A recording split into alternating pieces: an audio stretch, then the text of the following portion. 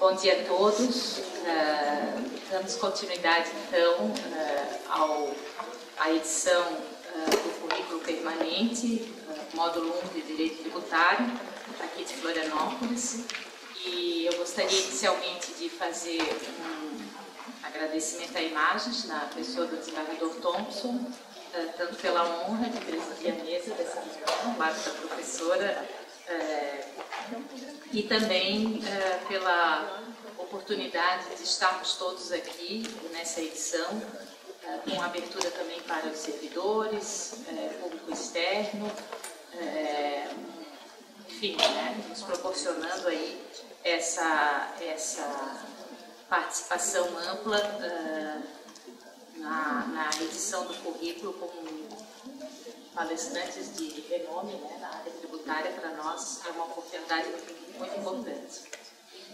E dando sequência então aos trabalhos, nós teremos a conferência Tributação como Instrumento de Desenvolvimento, que será proferida pela excelentíssima senhora Andréa Cristina Scapin, na qual eu farei menção ao breve currículo resumido.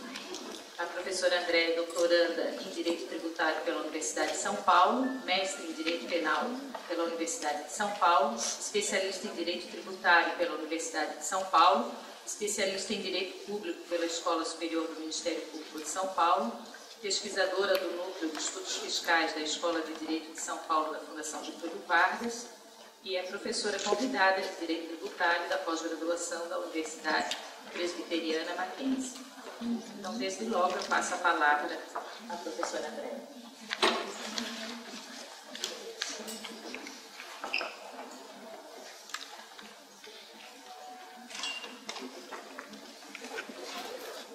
Bom dia a todos. Eu agradeço, em primeiro lugar, agradeço o convite, a oportunidade de estar aqui em Santa Catarina, em Florianópolis, tratando um pouco do trabalho do Núcleo de Estudos Fiscais da Fundação Getúlio Vargas, trabalho que eu tenho desenvolvido há 2 anos, conjuntamente com o professor Eurico Marcos Diniz de Santi. Esse núcleo de estudos, ele é baseado em pesquisas empíricas. A gente desenvolve pesquisas empíricas para poder encontrar meios, os meios pelos quais a tributação pode ajudar no desenvolvimento do Brasil. Eu acredito que todos vocês também, quando prestaram concursos públicos, tinham um propósito de melhorar o nosso país. Então, a gente está junto nesse mesmo objetivo, que é esse o nosso objetivo no Núcleo de Estudos Fiscais. Bom, o Núcleo de Estudos Fiscais, ele surge no dia 13 de maio de 2009. Ele é um departamento, um núcleo da Fundação Getúlio Vargas, que tem o propósito de investigar a relação entre a tributação e o desenvolvimento. A Escola de Direito da Fundação Getúlio Vargas, ela tem essa proposta, analisar como é que o direito ele pode agir em favor do desenvolvimento do país e não como um obstáculo. Infelizmente, a gente tem verificado que o direito ele tem prestado um desserviço para o atendimento das políticas do Estado. Então, o nosso propósito é identificar esses problemas, identificar essas travas e encontrar os meios ou soluções para que o direito ele possa ajudar no desenvolvimento do nosso país. Obviamente, quando a gente fala em desenvolvimento, existem diversos aspectos que podem ser tratados, Aqui, um dos aspectos que a gente trata, que eu vou tratar nessa palestra, ele se refere aos investimentos, aos investidores que deixam de vir ao Brasil por conta de problemas da nossa legislação tributária. Então, o NEF, quando surgiu, nós também nos ocupávamos do estudo do direito, da teoria do direito, da hermenêutica do direito. Porém, ao longo, em razão das nossas pesquisas, acabamos descobrindo que era importante mudar um pouco essa perspectiva para poder analisar a realidade, os casos concretos. Então, nós nos dedicamos mais à pesquisa empírica, Então, nós privilegiamos a pesquisa empírica e não as pesquisas não somente as pesquisas teóricas, que obviamente elas vão fundamentar toda a pesquisa que a gente faz, as pesquisas empíricas dos casos concretos que a gente faz, né? Essas pesquisas que foram desenvolvidas e que ao longo a gente vem desenvolvendo, nós encontramos como grande obstáculo o acesso à informação. Então, a dificuldade que nós temos junto às instituições de obter informações para que essas informações possam ser analisadas. Em razão desse obstáculo ter sido identificado, ele virou nosso objeto de investigação. Hoje, a nossa principal linha de pesquisa ela tem como base a transparência. E a transparência, o acesso à informação como uma solução possível, obviamente que não é a única, mas é uma das possíveis soluções para a gente resolver esses problemas que nós temos encontrado, resolver essas travas que a gente tem encontrado para o desenvolvimento do nosso país, que são geradas pelo direito.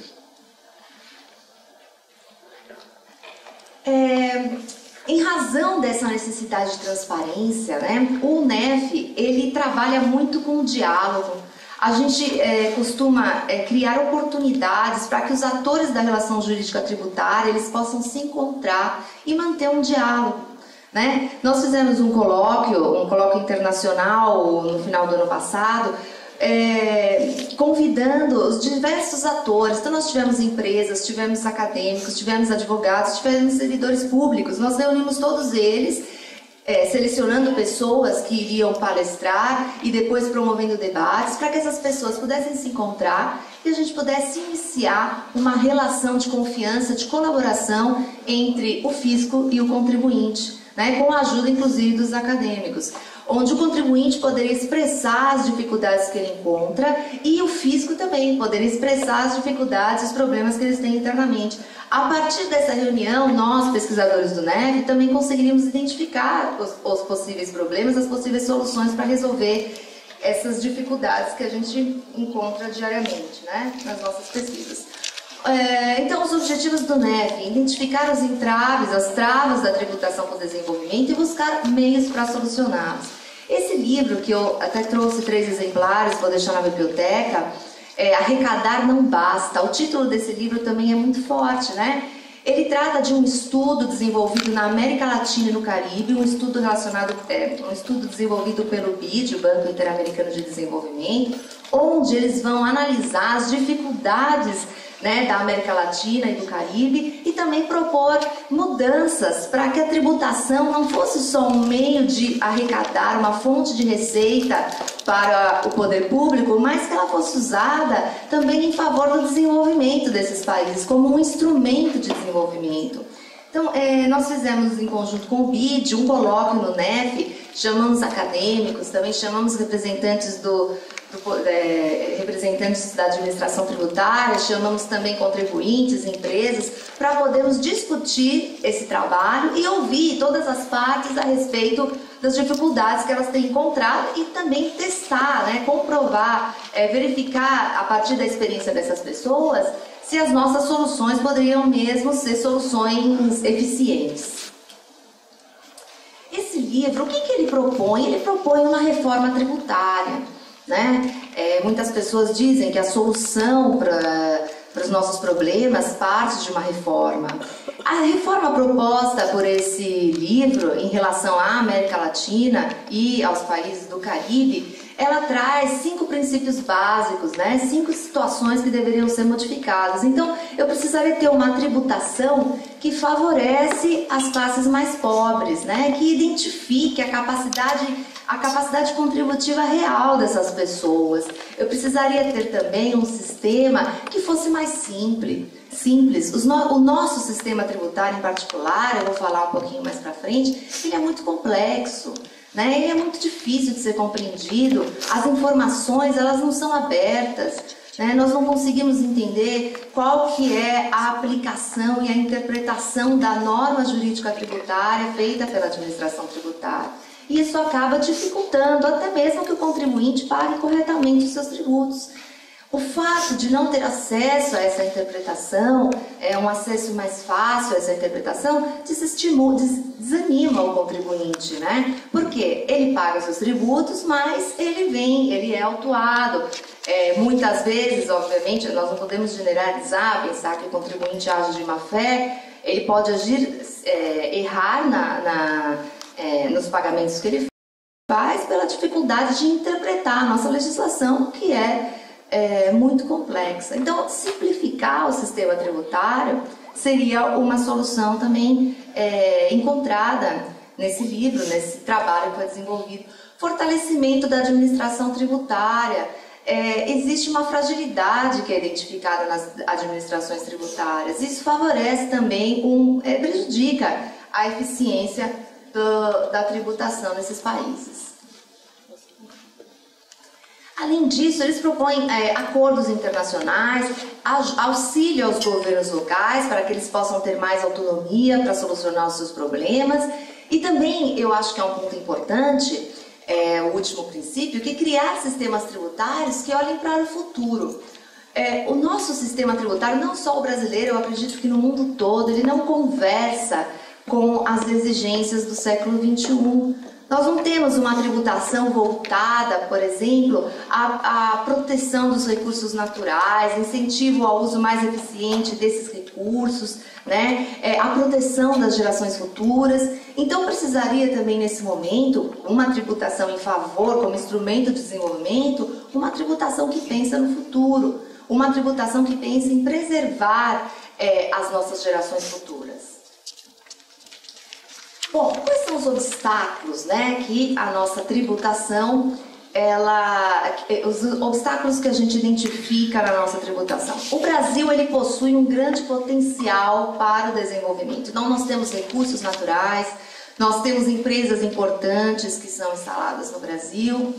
Porém, se nós formos analisar os números, nós vamos verificar que o Brasil, ele não está tão desenvolvido, ele não está tão bem quanto ele poderia estar, né? Nós temos um potencial muito grande, muito bom. Nós fizemos um colóquio, o professor Jeffrey Owens, ele relatou, né, que esperava-se muito mais dos BRICS, muito mais da participação do Brasil, né? Os números mostram que em 2013 a China, por exemplo, ela teve um crescimento de 7,7%, o crescimento do Brasil foi de 2,3%, da África do Sul de 1,9%, a Índia e a Rússia ainda não tinham uma divulgação oficial, não divulgaram oficialmente os seus números, mas gira em torno da Índia quase 4% e a Rússia também não superando os 4%. Se nós compararmos esses números com o crescimento da União Europeia, obviamente que os nossos números são muito melhores. O problema é que toda a potencialidade do nosso país, principalmente, ela não está sendo esgotada. E por quê? Nós identificamos problemas, travas geradas pelo direito e especificamente aqui, no nosso núcleo, pela tributação. Então, o crescimento do Brasil não tem privilegiado a inclusão social, não tem privilegiado a preservação ambiental e os recursos não têm sido usados em favor das gerações futuras. Então, não basta crescer, nós temos que crescer com qualidade. Então, essa é o nosso objetivo. Encontrar meios, né? Nosso trabalho, obviamente, é com a lei, com a tributação, encontrar meios para que a tributação possa oferecer ao Brasil caminhos para que o crescimento seja um crescimento com qualidade. Bom, o custo do Estado, eu não quero desanimar ninguém com a minha palestra, mas ao longo a gente vai mostrando perspectivas positivas também, tá? O custo do Estado está perto de 40% da renda anual, é um dos países, é um dos mais altos do mundo e, infelizmente, o desempenho é abaixo da crítica, né? O governador Geraldo Alckmin, ele disse uma vez ao jornal Estado de São Paulo que o Brasil ficou caro antes de ficar rico, né? O professor Jeffrey Owens, que esteve aqui na nossa palestra, em uma semana que ele ficou no Brasil, acho que não chegou a uma semana, ele ficou em São Paulo, ele disse que se ele fosse contribuinte, se colocando na posição de um contribuinte em São Paulo, ele também se sentiria muito desestimulado a pagar os tributos, porque ele não vê uma contrapartida em serviços. Então, o custo é alto e aquele retorno não tem sido satisfatório, né? Então, quando se exige mais do Estado, o custo aumenta, mas espera-se uma relação entre esse custo e o serviço prestado, tá? Então, o alto custo dos nossos tributos, ele não corresponde àquele retorno em serviços e à qualidade desses serviços que a gente espera. Isso desanima, desestimula o contribuinte a pagar os seus tributos, tá? Se o contribuinte pudesse ver que os seus tributos refletem nos serviços que ele espera ter do Estado, talvez eu teria um pagamento espontâneo, um pagamento mais adequado e um contribuinte que paga os seus tributos contente, tá? Então, não houve, embora tivermos esse alto custo, não houve investimentos em infraestrutura, houve uma séria deterioração da segurança pública, dramático aumento da criminalidade, não houve melhora na educação nem na saúde, transporte público e saneamento ainda estão abaixo da crítica, tá? Bom, eu recomendo esse artigo, na internet vocês conseguem localizar, do professor André Lara Rezende, que fala sobre capitalismo de Estado e do Estado patrimonialista. Ele traz todos esses números que eu estou me referindo. Então, o índice global de competitividade, mostrando nesse ranking qual é a posição do Brasil. Bom, quais são esses obstáculos, então, que a gente enxerga, né? Que o NEF, ele identifica e ele pretende trabalhar encontrando soluções. O primeiro obstáculo, o maior deles, é a complexidade das legislações tributárias. A nossa legislação tributária, ela é muito complexa. E por que ela é complexa? Porque nós temos diversas normas federais, estaduais, municipais, são 27 estados com normas diferenciadas.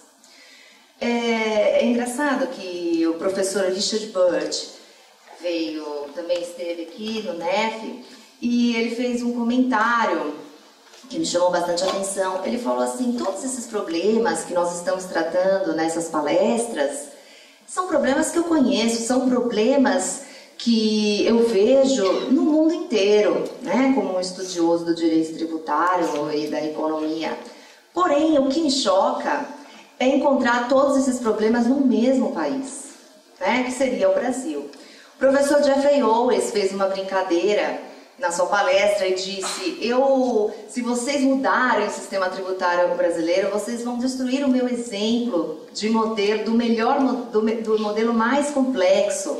Né? Ele cita o nosso modelo como ressaltando a complexidade, a dificuldade de compreender. Ele cita isso nas aulas dele. Então, todos esses comentários desses professores, eles vieram com soluções, com propostas que nós aproveitamos, mas são comentários úteis para a gente poder enxergar a nossa realidade, né? Realmente é um sistema bastante complexo e se é complexo para nós que somos técnicos do direito tributário, imagina para as pessoas que não, né, para o cidadão comum, para o contribuinte que não tem esse conhecimento tão aprofundado.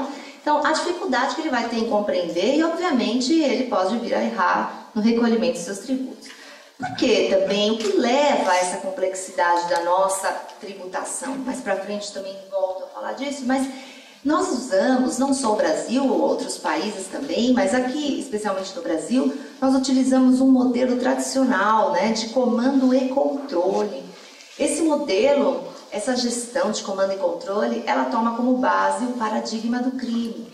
O que significa isso? Significa que existe e pensa-se que o contribuinte ele está fazendo uma comparação, ele está ponderando. Então, a cabeça do contribuinte seria a seguinte: ele fica analisando, né, segundo o paradigma do crime, ele fica analisando qual seria o risco de ele ser pego e qual seria a sanção aplicada para ver se compensa ele não pagar o tributo. Então, a nossa legislação, ela foi criada com base nessa premissa, de que o contribuinte ele está estudando meios de não pagar o tributo, porque ele não quer pagar o tributo. Né? Então, o que ele faz? Esse raciocínio. Qual é o risco de eu ser pego? Qual é a eficiência da administração tributária? Se eu for pego, qual é a sanção? Será que compensa eu pagar essa sanção e correr esse risco do que pagar o tributo? Quando, na verdade, em outros países, em outras sociedades que não adotam esse modelo, o contribuinte ele paga o tributo satisfeito, ele paga de forma voluntária, espontânea. Ele paga porque ele é reconhecido, ele reconhece um fisco, ele tem confiança, ele reconhece uma administração tributária, a administração tributária como um poder benigno, né? Existe essa colaboração, uma tentativa de colaboração entre a administração tributária e o contribuinte. E o contribuinte ele pode obter esclarecimentos em relação aos tributos, à interpretação da lei tributária, e ele paga espontaneamente. Então, por que essa gestão de comando e controle, esse modelo tradicional, o paradigma do crime, ele gera essa legislação complexa? Porque o legislador ele fica correndo atrás do contribuinte, dos atos praticados pelo contribuinte, para ele escapar da tributação. Então, cada ato demanda uma norma específica. Então, eu vou gerando mais especificidade cada vez maior para tentar combater cada ato. Fica um jogo de gato e rato, né? O fisco, o legislador, atrás dessas iniciativas do contribuinte para poder escapar da tributação, tentando criar normas jurídicas cada vez maiores para poder suprir essas brechas. Então, eu tenho um sistema complexo. Essa é uma das razões. O que essa complexidade ela gera? Ela gera incerteza, ela gera imprevisibilidade, né? Como existe essa complexidade, essa dificuldade de entender, a sociedade ela não consegue avaliar corretamente o custo de cada operação. Eu recebi um investidor italiano aqui no Brasil para orientá-lo a respeito do sistema tributário. Só eu, outros advogados que estavam juntos também, conversando com ele, a decisão dele foi que era muito arriscado investir no Brasil. E não é só a decisão de uma pessoa, de várias. E por quê? Porque existe essa dificuldade de interpretar a nossa legislação, de entender, de avaliar, de prever qual seria o custo final da operação realizada. E outra coisa que eles apontam é também uma mudança de interpretação ao longo de anos. Então, uma pessoa se organiza, se programa, e aquela interpretação que em determinado momento ela está considerando, ela vem a ser alterada no futuro. Então, isso gera uma instabilidade, uma incerteza, uma imprevisibilidade que precisa ser combatida. Então, nós temos lá, né, essa complexidade afasta investimentos, o estabelecimento de empresas no país, descarta a possibilidade de trazer novas tecnologias, gerar novos empregos, né? Existia um seminário em Viena, recentemente, que eles foram discutir a complexidade dessa legislação no mundo inteiro, né? E chegou-se à conclusão de que a prioridade no mundo dos negócios, para que se tenha um ambiente de negócios favorável, é produzir uma legislação mais simples. Nós precisamos simplificar nosso ordenamento jurídico, especialmente em matéria tributária. Bom, o alto custo do tributo, né? Além da complexidade tributária, da lei tributária, nós temos um tributo muito custoso no nosso país, que também afasta os investimentos, impacta a competitividade das fábricas, a inovação das empresas, aumenta a informalidade, né? Nós temos uma série de pessoas que trabalham, que atuam, né, informalmente, isso prejudica a arrecadação do nosso país.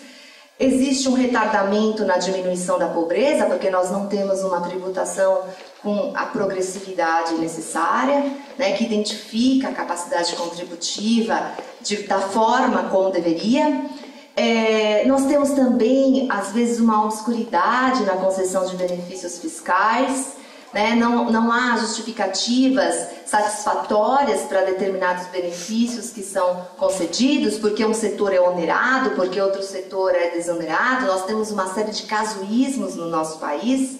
E existe um elevado número de obrigações tributárias, acessórias principalmente, e um elevado custo das nossas obrigações tributárias. Tudo isso, né, falando do ponto de vista, pensando num ambiente de negócios, tudo isso afasta os investidores. Existem investidores, inclusive brasileiros, que fazem seus investimentos fora do país, né? Então, isso tudo tem sido objeto de estudo do Núcleo de Estudos Fiscais da Fundação Getúlio Vargas. A gente procura fazer essas reuniões e chamar todos os atores da relação jurídica para poder fazer uma conversa, um diálogo, né, de uma forma bastante democrática, bastante transparente, ouvir todas as partes, entender o problema de cada uma das partes para poder propor soluções. Soluções que têm sido, inclusive, muito bem sucedidas, com projetos de lei, com posicionamentos de tribunais administrativos que eu vou mostrar para vocês.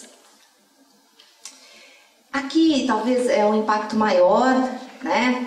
Que para vocês seria um pouco mais interessante, o elevado grau de litigiosidade e um contencioso, que a gente chama de contencioso pernicioso, né? O nosso trabalho no NEF, ele, por enquanto, ele está mais focado na administração tributária, no contencioso tributário. Por quê? Porque o nosso objetivo é evitar que o processo chegue ao judiciário. O nosso objetivo é ainda maior, é fazer com que o contribuinte ele pague espontaneamente seus tributos de forma correta. O trabalho que nós temos desenvolvido com a administração tributária dos estados de todo o Brasil, ele tem esse propósito, fazer com que a administração tributária e o contribuinte possam ter uma relação de confiança, mudar esse paradigma do crime para o paradigma da confiança, o paradigma do serviço, né? Onde a administração tributária é construir uma moral tributária, né? Isso é interessante, construir uma moral tributária, uma relação entre o fisco e o contribuinte pautada na ética recíproca. É isso que nós queremos. Nós temos tido resultados muito positivos em relação à transparência dos estados brasileiros. Eu tenho conversado com os conselhos fiscais de todo o Brasil, no sentido de fazer com que esses conselhos eles deem ao contribuinte todo um instrumento necessário para que ele possa compreender e pagar corretamente seus tributos, evitando que os tributos sejam, que o contribuinte chegue até a fazer uma impugnação administrativa. Obviamente, né, não vamos ser ingênuos, nós temos sim, embora não podemos generalizar todos os contribuintes, nós temos pessoas sim que se usam do contencioso, principalmente do contencioso administrativo, né, onde você tem a suspensão da exigência do crédito tributário automática, usa isso para postergar o pagamento. A gente tem pessoas que usam o contencioso administrativo de uma forma perniciosa, tá? Mas a nossa proposta é trabalhar no sentido de construir, mudar essa cultura, construir um novo paradigma na sociedade brasileira, entre um paradigma, né? Paradigma do serviço, paradigma da confiança entre a administração tributária e o contribuinte. Bom, então o elevado grau de litigiosidade é uma consequência da complexidade tributária, porque existe uma dificuldade em se saber como é que o fisco interpreta a legislação, qual é a legalidade concreta, né? O professor Eurico, que é o coordenador-chefe de pesquisa do NEF, ele inclusive diz, se eu não tenho informações sobre os atos que são praticados, se eu não posso ver os atos praticados pela administração pública, como eu posso acreditar que a legalidade está sendo aplicada? Então, tem essa necessidade de abrir a informação, o acesso à informação, a transparência dos atos administrativos, para que as pessoas possam, inclusive, comprovar que a legalidade tem sido aplicada, né, que a atuação tem sido em conformidade com a lei. Nós temos muitas dificuldades em acesso à informação. Para você ter uma ideia, foi feita uma pesquisa no NEF, bem interessante, não fui eu que realizei pessoalmente a pesquisa, foi um outro pesquisador, mas foram enviados pedidos de informação para a Receita Federal do Brasil, pedidos em nome de pessoas, né, individuais, e pedidos em nome do NEF. A primeira constatação é que os pedidos que nós fizemos como um cidadão comum, eles vinham com explicações muito superficiais, né? Os pedidos feitos pelo Núcleo de Estudos Fiscais da Fundação Getúlio Vargas vinham com uma justificativa bastante completa e bastante esclarecedora, né? 3, 4 páginas de justificativa. Outro ponto que chamou muito a atenção, e esse eu acho que foi até o que chamou mais atenção, foi um pedido que foi feito de informações e quando nós recebemos a resposta com as informações, né, foi feita inclusive não em nome do NEF, em nome de um indivíduo, um cidadão comum, nós recebemos as informações com uma série de tarja preta e a parte direita dos contribuintes estava com tarja preta, estava toda, não se podia ler. Por quê? Porque era uma informação protegida pelo sigilo fiscal. Isso chamou muito a atenção do NEF, porque os direitos do contribuinte não poderia conhecer os seus direitos, porque aquilo é uma informação protegida pelo sigilo fiscal. Então, essas pesquisas empíricas, elas são muito interessantes, né? Atuar com a pesquisa empírica é algo muito interessante. Infelizmente, no direito, se fizermos uma comparação com as outras ciências, os outros ramos de conhecimento, nós vamos verificar que o direito, ele trabalha pouco a pesquisa empírica, né? Os estudos de mestrado, doutorado, as monografias de graduação, elas trabalham pouco, exploram pouco a pesquisa empírica. Porém, com a pesquisa empírica, nós conseguimos analisar uma realidade e realmente procurar mecanismos para que concretamente aquilo seja solucionado. Bom, o que nós temos também, o que esse contencioso, né, tão elevado ele demonstra? Ele demonstra uma falta de diálogo e de compreensão entre o fisco e o contribuinte. Né? Por quê? Porque existe um litígio, existe um conflito, existe uma falta de compreensão, e isso também precisa ser trabalhado para diminuir esse número. Né? Um outro problema, a demora na solução desses litígios, no contencioso administrativo, demora-se para saber qual que é o resultado. Isso tem um impacto. Por quê? Porque enquanto eu estou esperando para entender o posicionamento da administração tributária, outros casos estão acontecendo, outras autuações estão sendo feitas em relação à mesma situação. Então, esse número vai aumentando. Se a conclusão da administração fosse mais rápida e fosse aberta, talvez eu teria um impacto e diminuiria o número de processos entrados nesse contencioso administrativo. Né? Obviamente, o impacto também, haveria um forte impacto em relação ao Poder Judiciário, porque a questão seria solucionada muito antes de se virar um contencioso. Bom, as empresas são obrigadas a entrar no contencioso para não perder o direito de discutir determinada questão cuja solução ainda não se conhece. Então, o outro problema da demora, né?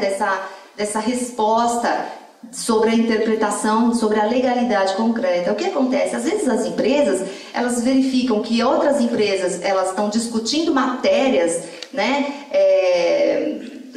por meio de uma lide, por meio de um contencioso, e elas pensam o seguinte: olha, é melhor eu também entrar com essa ação, eu também promover esse processo, porque vai demorar para julgar, mas pode ser que esse caso também sirva para mim. Então eu tenho um contencioso pernicioso. Por quê?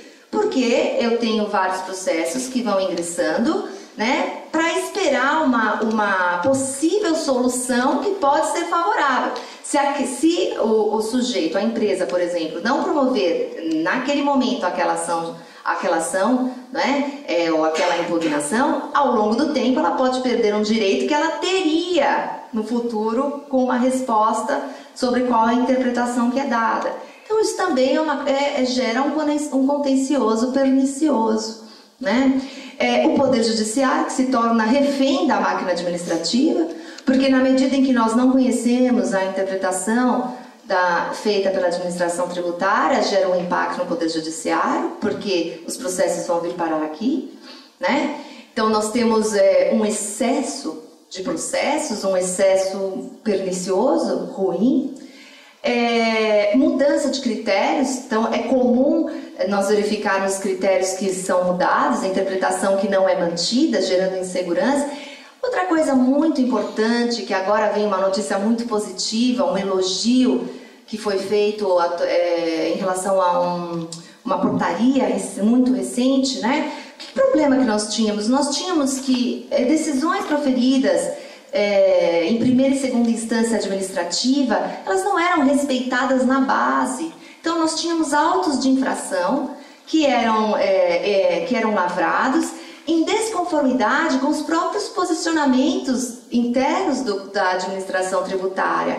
Então é complicado, é como se você estivesse colhendo ali umas frutas, né, colocando num saco aberto embaixo, onde você está perdendo tudo. Nós temos um trabalho de excelência feito por esses juízes, né, no contencioso administrativo, Só que esses trabalhos não são aproveitados, porque os próprios agentes fiscais, eles continuam autuando de forma contrária, o contribuinte promove a sua ação, espera um tempo para que essa ação seja julgada e aquele auto seja desfeito. Quando isso também não gera um impacto negativo na vida do contribuinte. Essa é a minha tese de doutorado. No meu doutorado eu estou estudando a responsabilidade civil do Estado por dano tributário.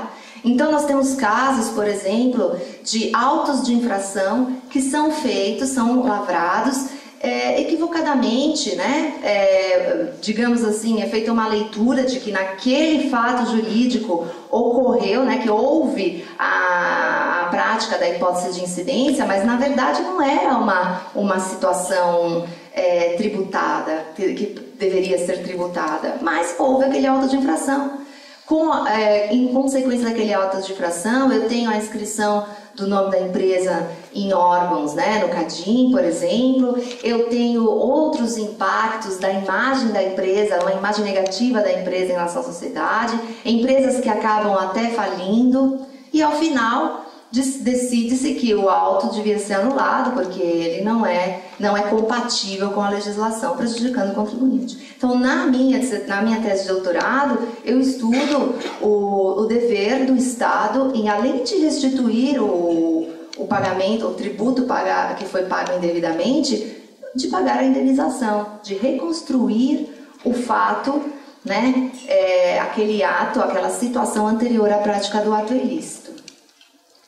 Bom, então, qual é a questão muito positiva em relação aos autos de infração? Nós ficamos muito felizes, eu redigi em conjunto com o professor Eurico um artigo sobre isso, porque recentemente teve a portaria número 1, né, portaria conjunta da PFN, da Procuradoria-Geral da Fazenda Nacional, com a Receita Federal, determinando que, se houver um julgamento favorável ao contribuinte, né, se houver um posicionamento favorável ao contribuinte, que decorra de controle concentrado ou de recursos extraordinários com repercussão geral, recursos especiais, né, repetitivos, a Procuradoria ela vai informar a Receita Federal para que não haja nenhuma autuação consequente àquele posicionamento. Então, se eu tenho um posicionamento favorável ao contribuinte, no sentido que aquele tributo não é devido naquela situação, nós temos ali já na fonte, na origem, eu estou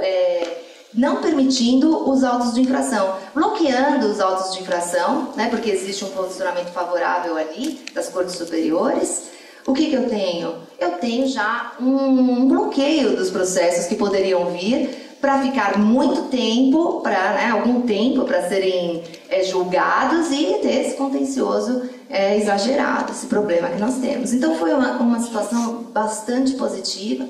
Outra situação muito positiva é um projeto de lei 222, que agora foi aprovado no Senado, que também ele é uma consequência desses estudos que nós temos desenvolvido no NEF, desses diálogos, que trata do dever da administração tributária, dar publicidade, ou abrir, né? Porque publicidade, a gente já existe esse termo, mas abrir a informação em relação às decisões em primeira instância administrativa e em segunda instância administrativa. Vou mostrar os estudos que a gente faz.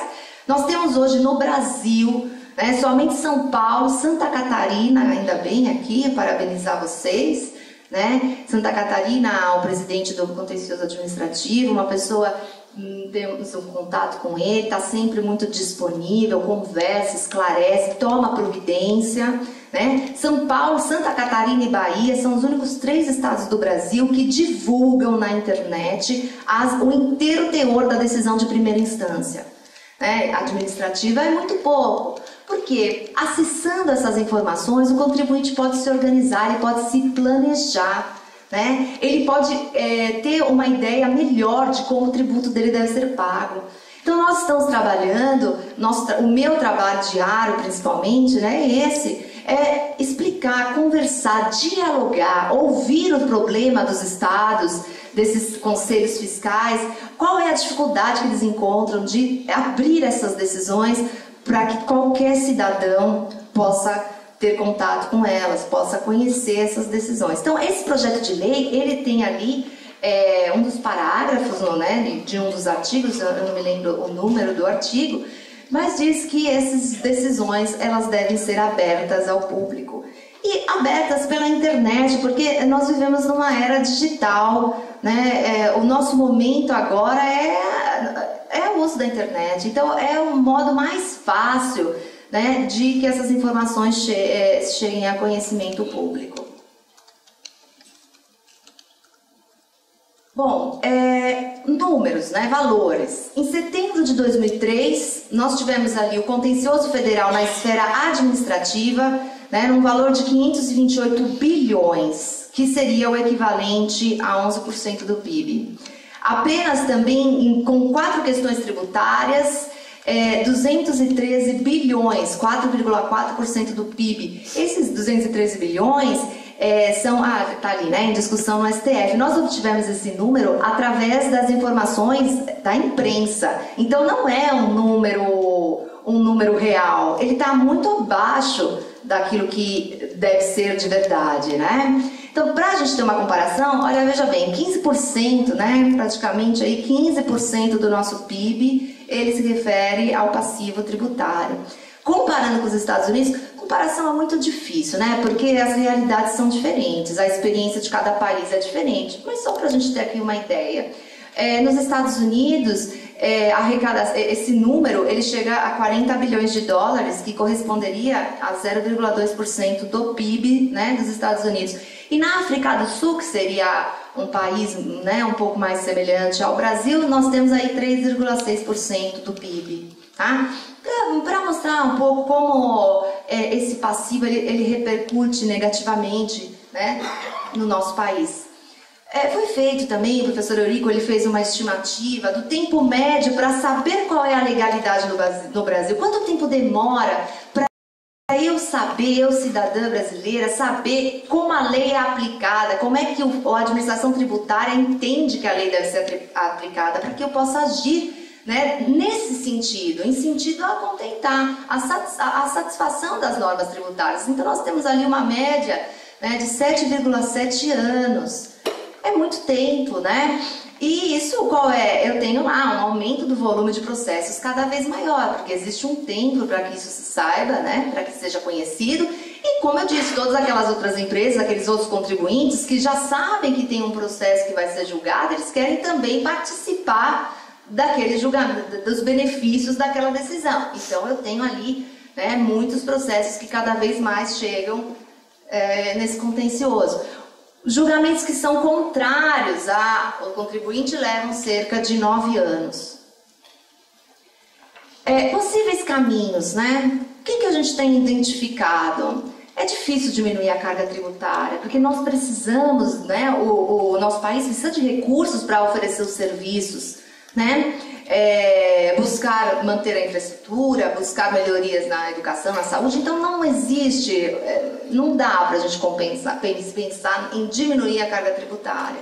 Mas a gente pode combater a complexidade da legislação, a gente pode tentar diminuir esse volume de litígios, a gente pode tentar estruturar uma nova relação, como eu disse, baseada na moral tributária, na ética recíproca, uma relação que vai poder impactar, né, esse ambiente de negócios, ou impactar também em favor das políticas do Estado e melhorar tanto para o fisco quanto para o contribuinte. Então a gente pode combater a complexidade, simplificar o sistema tributário, agir com transparência, né? Nós identificamos que existem uma série de caminhos, mas hoje o acesso à informação é o primeiro caminho que nós estamos tentando para melhorar para tentar diminuir esse volume de processos e para tentar melhorar, trazer mais segurança jurídica para os contribuintes de um modo geral, né? Para que eles possam conhecer de antemão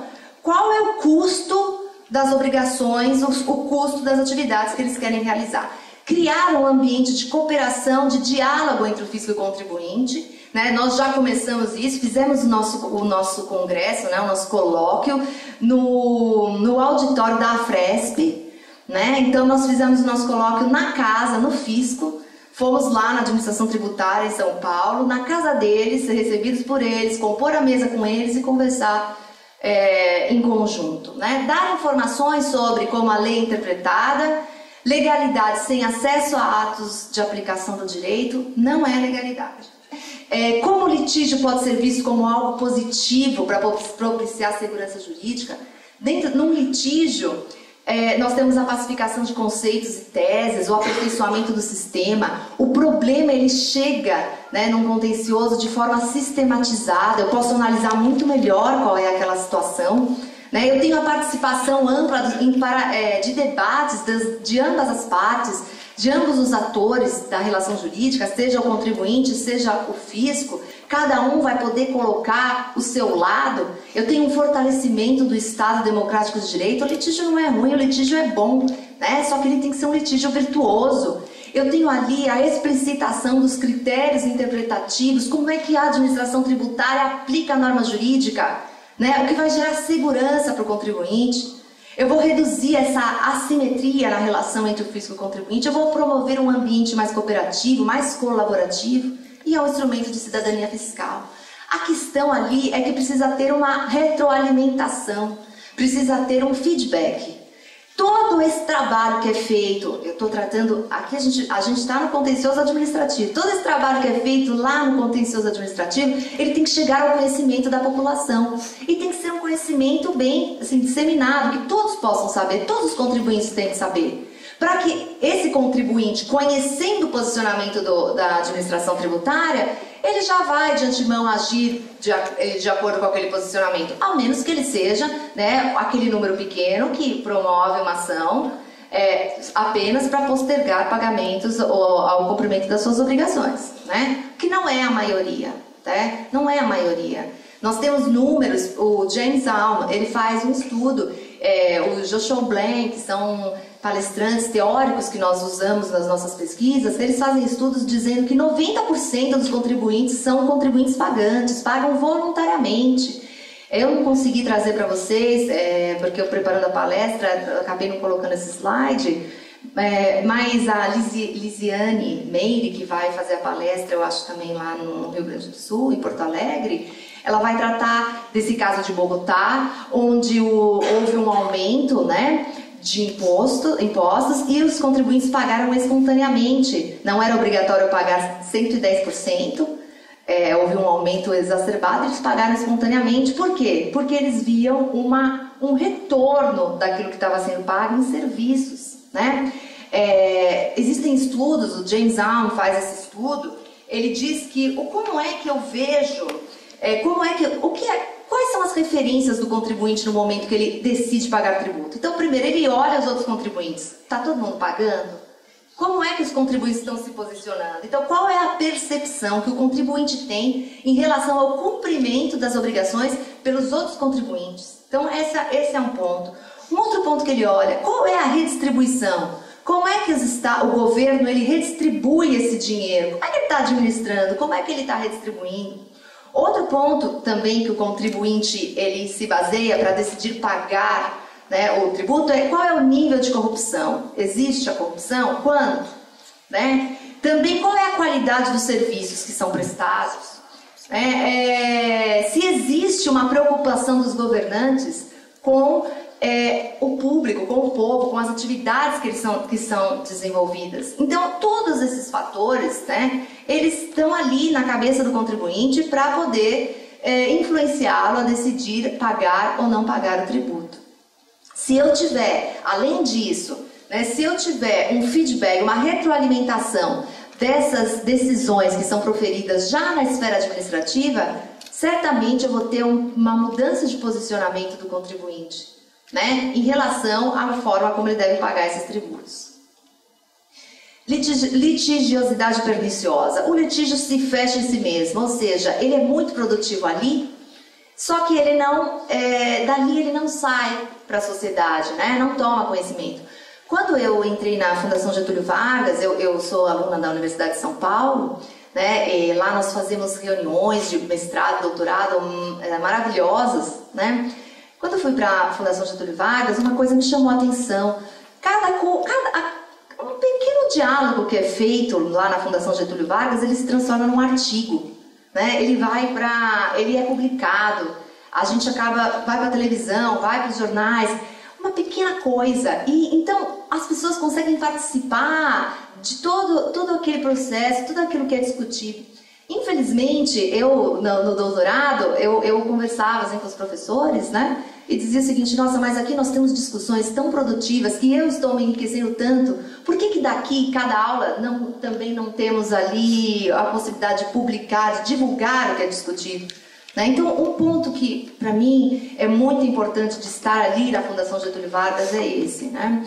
Todas as semanas nós fazemos uma reunião aberta a qualquer pessoa que quiser participar lá na Fundação Getúlio Vargas, e daquela reunião sai um artigo no dia seguinte sobre tudo que foi discutido, né? A pessoa normalmente que vai fazer uma apresentação, uma pequena palestra, vai colocar um assunto para discussão, ela já leva um artigo, um esboço de um artigo que também é discutido na hora, e aquilo vai a conhecimento público.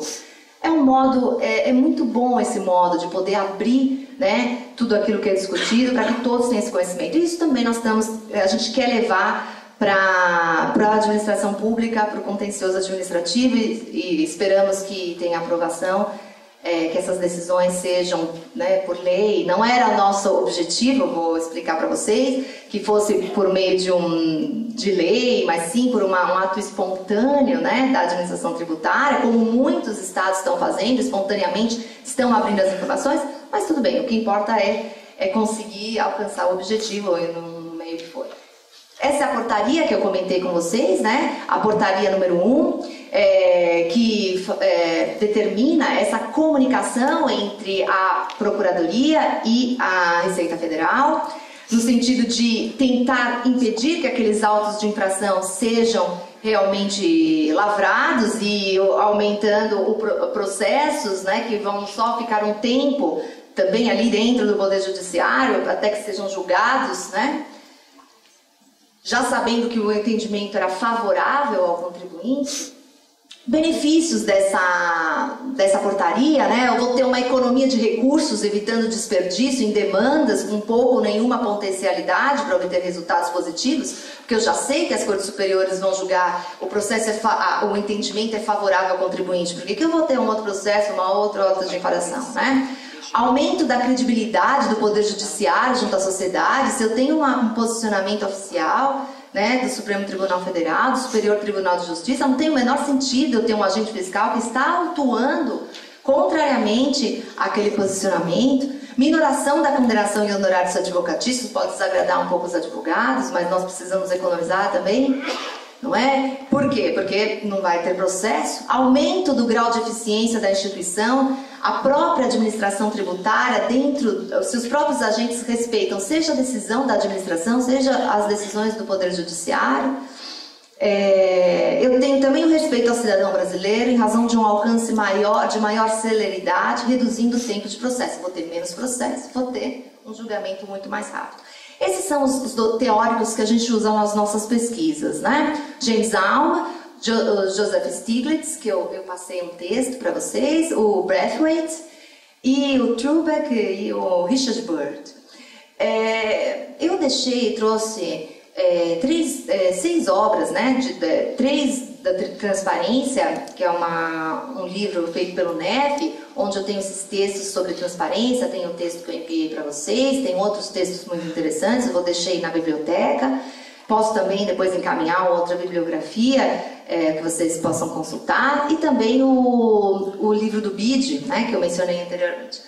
Nós vimos lá no NEF que o sucesso das nossas pesquisas, talvez, ele poderia vir de uma análise conjunta, não só da perspectiva do direito, mas sim da economia e da filosofia. Então nós trabalhamos assim, são 2 pesquisadores com formação, ou a outra pesquisadora que é da parte da filosofia também tem formação em direito, mas ela tem um enfoque maior em filosofia. Então eu e o professor Eurico somos os pesquisadores com uma ênfase no direito, que vai tentar analisar também, fazer dar informações ou fazer uma participação mais do ponto de vista do direito. Tem o professor Isaías Coelho, nosso pesquisador que é economista, e a professora Mariana Pimentel. Então nós procuramos estudar direito associando o direito tributário, associando direito, economia e filosofia.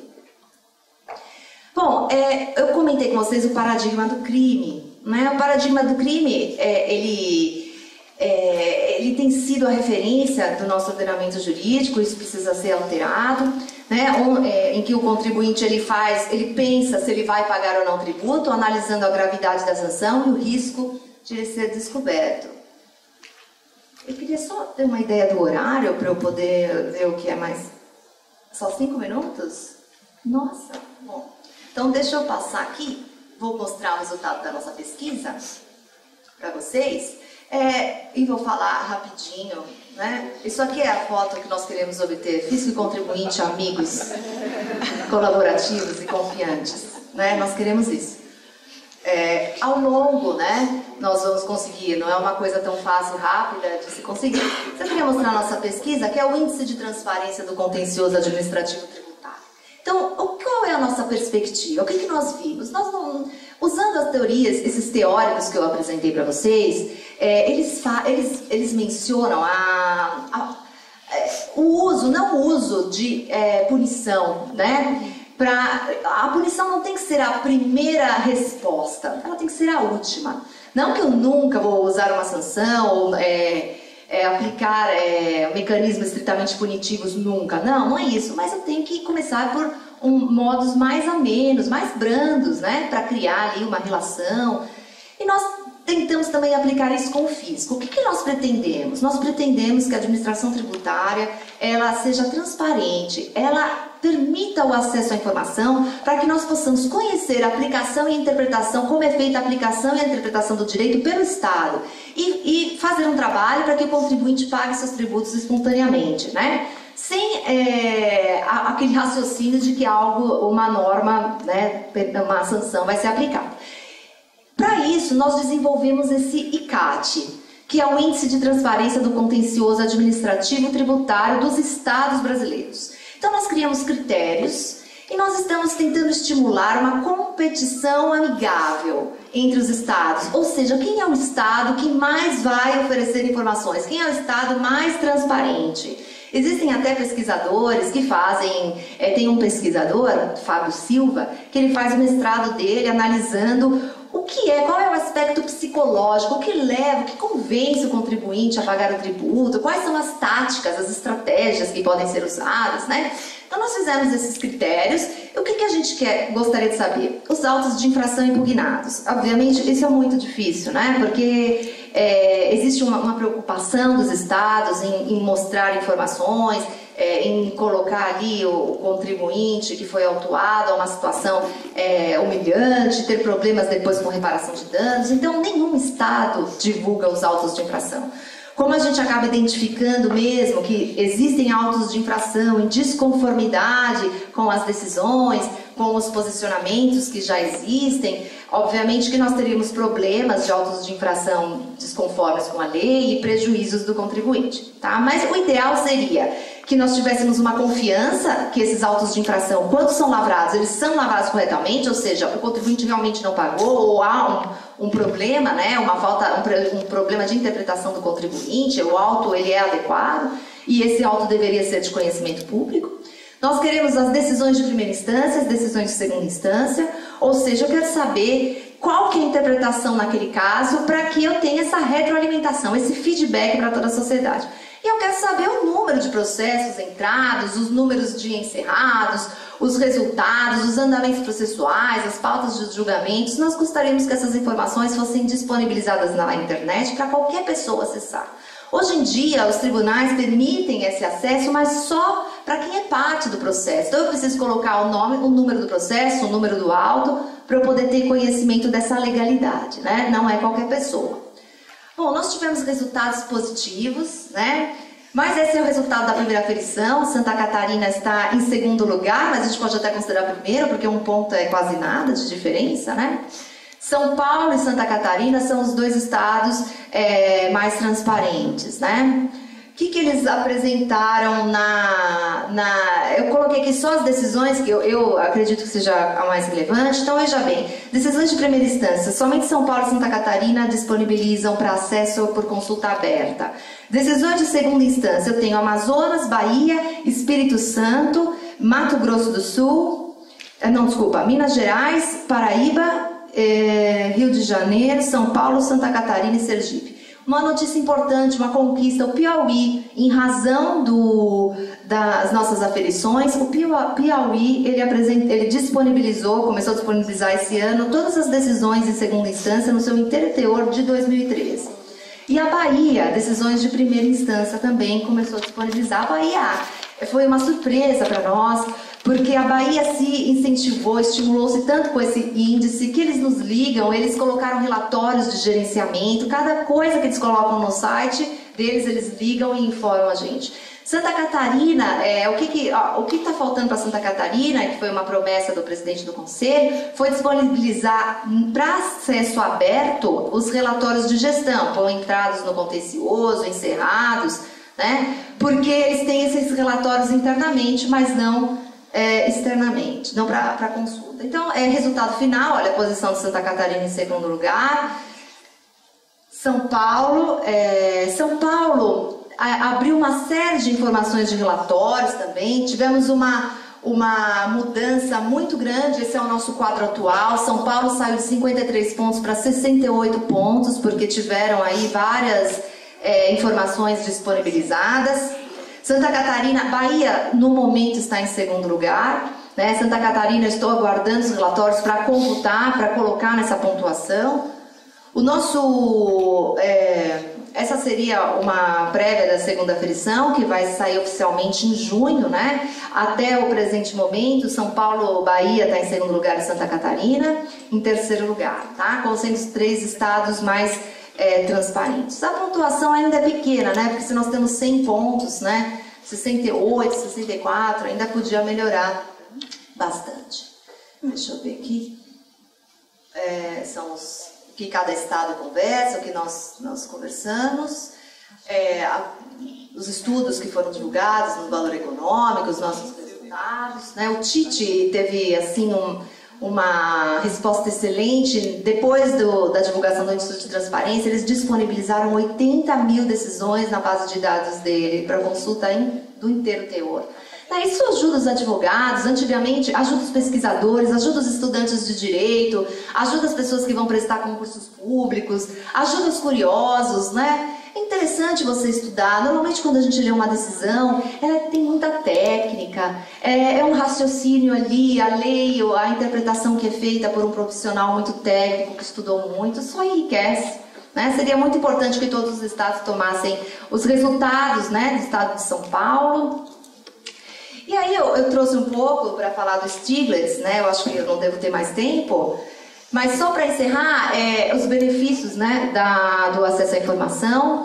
O Brasil não está entre também os piores. Eu faço a pesquisa do meu doutorado na Itália e agora em janeiro eu estava lá, eu parei um pouco o meu doutorado, falei, eu quero fazer pesquisa sobre o acesso à informação. E eu descobri que a Itália, eu pensava que eu ia tirar ideias da Itália, mas na verdade eu estava lá para dar as ideias, porque até pouco tempo vigorava o princípio do segredo de ofício, né? Os cidadãos, quando você conversa com os cidadãos, eles não querem abrir a informação, porque eles têm medo, eles não querem saber do outro, eles não querem nem falar deles também, né? Existe ali uma cultura de que a transparência não é bem vista. Inclusive a lei de transparência da Itália, ela tem uma cláusula ali expressa dizendo que não se aplica em matéria tributária. E isso é muito chocante. Para mim foi muito chocante saber que a Itália, transparência em matéria tributária não se aplica. Até o próprio contribuinte, tem ali o Estatuto dos Contribuintes, mas até o próprio contribuinte tem dificuldade de ver o ato que é praticado contra ele. Ele só vai conhecer esse ato quando tiver um processo já instaurado. Tá? Eu agradeço, foi um prazer estar aqui. Eu agradeço então o convite, agradeço a presença de vocês. Eu estou à disposição, quem quiser me mandar e-mail, quem quiser me visitar o NEF em São Paulo, pode vir, é só ligar, ou nem precisa ligar, é só chegar, que vai ser muito bem recebido. Muito obrigada.